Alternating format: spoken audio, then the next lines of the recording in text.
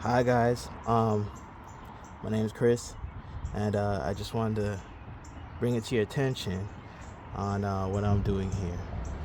So right now we're working on a 2020 QX50, right? And I was looking online and I was looking on the forums and stuff like that, and there's really no information on this vehicle, on like how to maintain it and stuff like that, and like videos and stuff to show you the know-hows to be working on these vehicles.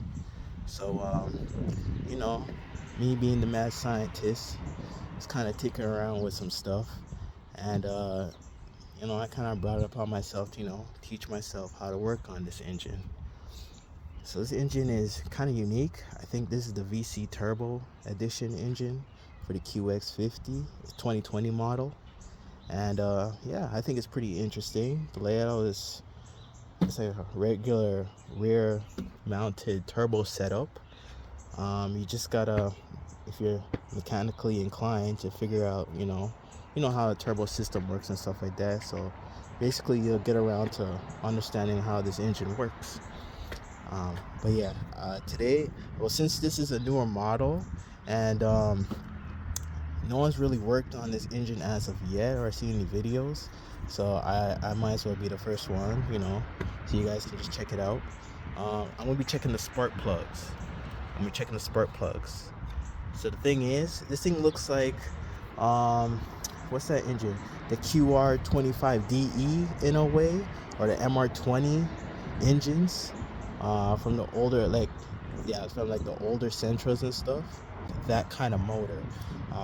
So it has the intercooler piping here, and I realized it has its own baffling system that like plugs it right here. And I was wondering if that's for the oil or something like that, like an oil separation piece there, but it looks like it's just for noise cancellation thing. So I don't know, I might be doing something with that, probably modifying this, finding something to cork it down or something. I don't know, but for now I'll just leave it as is. But that's something for you guys to tinker. So the next thing is that what kind of puzzled me and took me for a little bit, even though some people would get it like right away, is these clamps, these hose clamps. So these hose clamps here, or clips, or whatever the heck you call them, they're not your standard hose clamp that you find on an intercooler setup. So it kind of took me a couple of minutes to like figure out how it works, and like how to undo it and stuff like that without breaking anything, because I'm not trying to pay for nothing on this car right now. This car is brand new, so all the parts are probably all brand new and hell expensive, so I ain't even trying to do all that. So this is what I figured out. So to unleash it, you pull it, have a flat head. Hey, this guy talking. It's somewhere like probably a neighbor or something.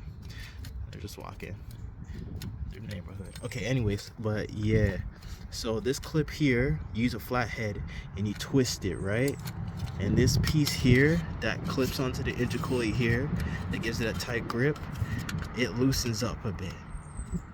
So you do that for that side, you twist it. Oh shoot. You do that, you twist it, and it comes up just like that. And like the other side, you go in that groove there, the little space there it gives you, put the flathead in there, twist it a bit, it'll come up, and you're able to separate the intercooler piping. So you don't have to touch this or anything like that. Actually, this is like a little thing that clip stands on, so it gives you the extra room. See? So it comes up like that, and when you're ready, it just snaps back into place. So like this one too, exact same. This one is giving me just a little bit more trouble because I think there's extra clamps and stuff like that holding it down. So yeah, that's something just to work through and stuff. It's not too hard. But other than that, yep, see the spark plug layout here. So you got, I think this one's 4, 3, 2, and the one's underneath the intercooler pipe in there. So I don't know, I'm kind of interested in this vehicle because I know that there's a company, and I know there's companies and stuff that could make intercooler pipings and probably intercooler for this thing. This thing is hella quick, and it's a really nice vehicle. It's a nice SUV, and like it's proper. And I know you can make modifications for this car, because I'm looking at the intake setup right now, and yeah, there is a lot of stuff in the way, but I know that can all get cleaned up if you go aftermarket. But this car has potential, and I have a feeling that you can go like an ECU tune upgrade on it. I don't know the downpipe yet, but I haven't fully seen what it looks like under all that shielding, you see? So that's something to venture on. I don't know how the turbo looks like, but I know from factory this car say that this car is capable around 250, 260 horsepower or something like that. I know you could probably bring this up to 350 and have a fun SUV. Like it'll give Audi and like BMW a run for its money. I don't know the intercooler setup, but like it's down there. You can see in the grill there. So yeah, I know they can probably make intercooler pipes and stuff like this, because this is a fun SUV. It's really nice to drive in. It's very friendly. It has Android Auto. I don't know about Apple CarPlay. I haven't tried that yet because I don't have an Apple. I have an Android. Sorry, Apple fans. But yeah. So yeah, this is what I'm doing. So I showed you that. That's if you want to change the spark plugs. And I'm doing a little modification on my car right now. See, VC turbo. I took that. So the MAP sensor, I took it out, cleaned it. It was stumbling a little bit, so I'm gonna check the spark plugs too to make sure they're okay. But the air box too, I kind of modified that as well. I try to keep it as OEM as possible. So how the air box lays in the engine bay, lays like this, and has a tubing going out to the front where the hood is. So I did this. I did a little bit of modification there, a little cut point right there too. So I kind of did that because I was looking at the filter and I was wondering where the filtration is at, like where the air's sucking in, so you can actually see. If you can map that out, then you know. But yeah, so there's a lot of potential in this vehicle, and I think it's just being held back a lot. And I know this engine is probably capable of 350 horsepower. Maybe just tune the torque a bit, tune the turbo setting, make it come on just a little bit lazier, a little bit easier, because it comes on hard though. When you punch it, it boosts pretty hard to like close to 12-15 psi, around like 2,500, $3,000, and I'm like, that's kind of leaning on it just a little bit, even though it has a variable compression in this engine. Like the compression changes, so the more boost you give it, the lower the compression goes, and it helps out the motor there survive. But yeah, I think this is a very tuner friendly SUV. It has a lot of capability. It just needs people to work on it. But yeah, other than that, that's what I was saying. If you want to check your spark plugs, I haven't seen any videos yet.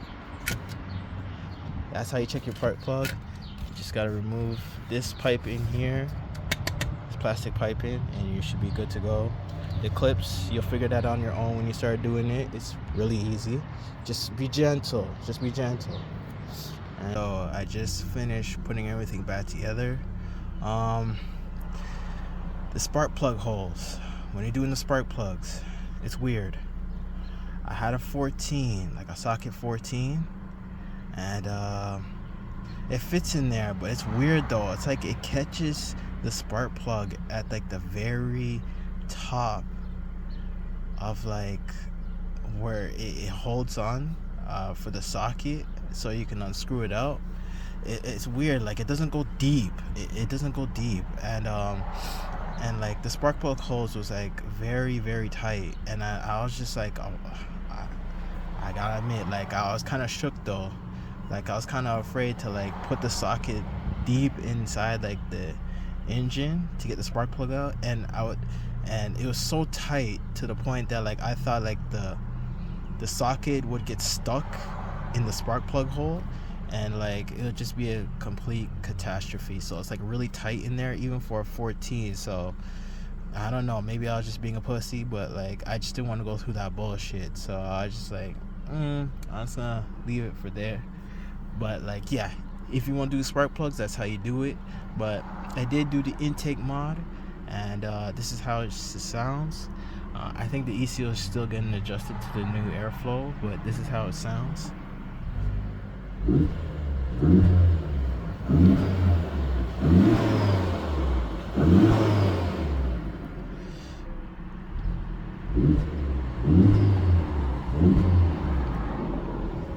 So yeah, it sounds fancy as fuck. So I'm about to take it on the road right now and then give you guys a little sound clip. Alright, this is me pulling off right now. This is normal driving under standard.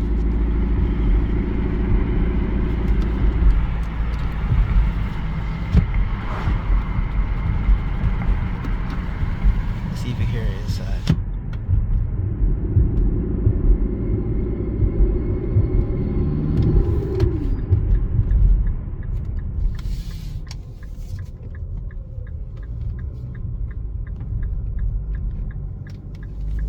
So this is a normal D mode.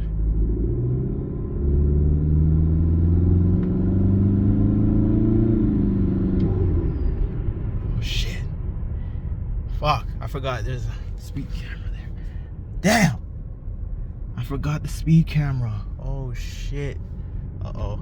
Damn. Yeah, this is how it sounds though.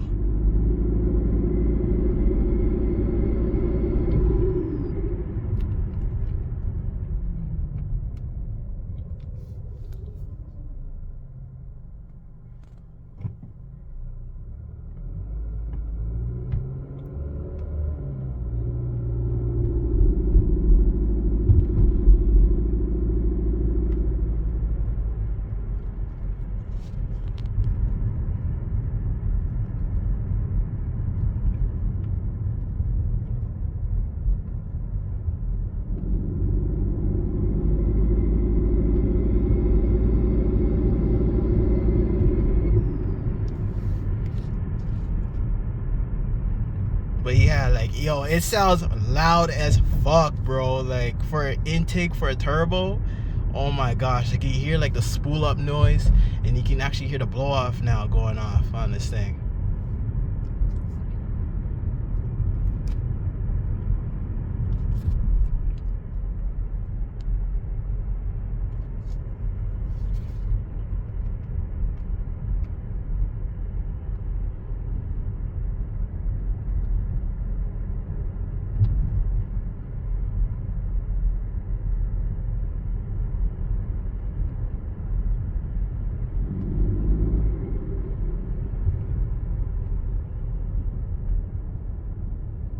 But yeah, guys, like that modification really wakes up the car, gives you a bit of noise so you're not too bored driving it around.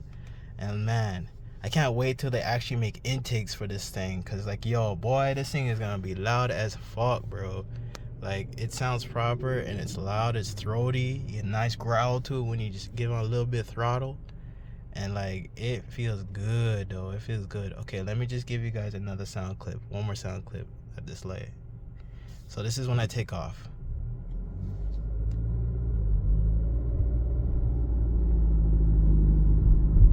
See, it's still pedestrian-like, it's still quiet, it's not too annoying. But when you want to step on it, you get that sound.